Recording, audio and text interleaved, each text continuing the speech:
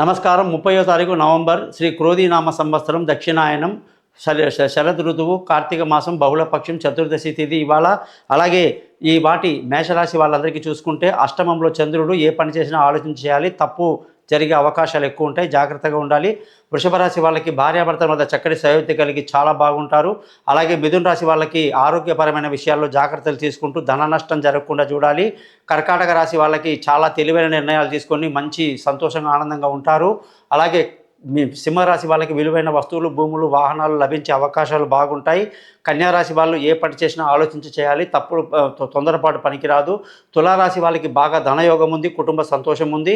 వృశ్చిక రాశి వాళ్ళందరికీ కూడా తిరగట, తిప్పట, అలసట, ప్రయాణాలు బాగుంటాయి. ధనుసు రాశి వాళ్ళకి ఖర్చు అధికంగా ఉంటుంది, వాహనాలు నడిపేటప్పుడు జాగ్రత్తగా ఉండాలి. మకర రాశి వాళ్ళకి లాభదాయకమైన రోజు, ఏ పని చేసినా మంచిది. కుంభరాశి వాళ్ళకి ఉద్యోగంలో మంచి పేరు ప్రఖ్యాతులు వస్తాయి. మీనరాశి వాళ్ళందరికీ కూడా మంచి అదృష్టయోగం బాగా ఉంది.